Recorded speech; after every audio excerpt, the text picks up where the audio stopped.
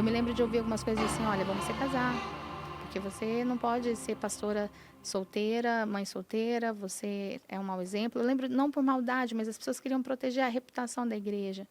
Então eu começo a ser influenciada a casar e aquele desejo já existia no meu coração. E mesmo sem saber o que eu estava fazendo, mas adoecida, eu atraio um outro relacionamento abusivo. Entro em busca de um pai e entro num relacionamento onde eu vivi muitas dores ali. Eu falo que foi a minha maior faculdade, mas eu também aprendi. Ali eu entro, ele tinha vindo de um outro relacionamento, ele tinha 3 filhos de um primeiro relacionamento pequenos na época, e eu tinha a minha. Então eu pensei, pronto, é isso. Inicialmente várias pessoas foram, né, contra, mas a igreja tinha interesse que eu casasse. Era interessante para a igreja. E ele era da igreja? Ele era da igreja. Mas é engraçado deixar isso depois para a gente, de repente, entrar, né? A gente fala de sexualidade, quem é da igreja, é legal trazer isso de alguma maneira, porque algumas pessoas, elas frequentam um ambiente, mas elas não se permitem ser penetradas por Cristo, elas não permitem ser sondadas pelo Espírito Santo. A gente precisa ter muito cuidado com essa falta de vulnerabilidade. Mas ali eu inicio um relacionamento, começo a passar por situações de abusos emocionais e até em contexto sexual, mas não entendia porque eu odiava sexo. Então eu começo a estudar para tentar salvar o meu casamento. Eu começo a estudar escondido da igreja. Tinha muito medo. Medo porque eu era religiosa, medo porque eu vivia em ambientes religiosos. E eu falei, poxa, como, vamos dizer, eu estudando sobre sexo? Hoje ainda é um tabu isso, né? Hoje ainda é o tabu. Imagina um tempo atrás como seria, né? Há bastante tempo atrás. Era vergonhoso, assim, no começo eu tive vergonha.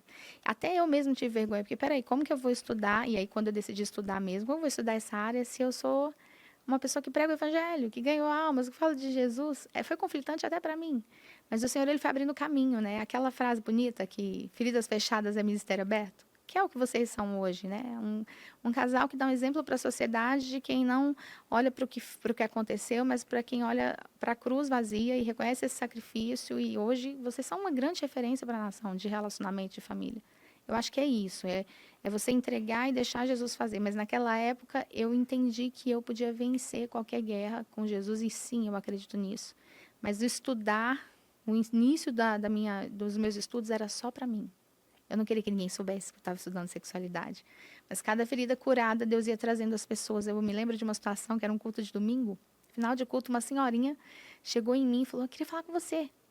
E ela falou assim, olha, eu entrei na menopausa e eu não estou aguentando meu marido sexualmente e não quero fazer. E eu olhei para ela e eu pensei, quem contou para essa mulher que eu estou estudando sexualidade? Escondido, ninguém sabia. Eu fiquei um pouco assustada olhando para ela por uns minutos, pensando, quem fofocou para essa mulher?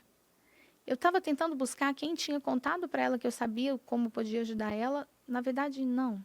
Não tinha como ninguém contar, ninguém sabia. Eram coisas minhas, da minha casa, não tinha como alguém saber. Ali eu orientei ela contou para outra irmã da igreja, daqui a pouco várias irmãs da igreja, daqui a pouco eu ministrava no encontro Peniel, me passaram para ministrar para casar, para as casadas, e daqui a pouco as coisas foram fluindo. E isso melhorou com seu esposo também em casa? Melhorou porque eu entendi a diferença do que era um relacionamento onde você faz porque tem que fazer. Onde você faz porque você tem a obrigação de fazer sexo. Só faz sexo, e isso a igreja prega muito, né? Se você não fizer, você vai ser traída, abandonada, rejeitada. Você tem que fazer. Eu descobri a diferença do tem que fazer para o desfrutar. A gente passa de ser uma vítima que tem que praticar para ser uma filha do rei que entende que o sexo dentro do casamento ele é selo, ele é desfrute, ele é deleite. Essa é a descrição bíblica.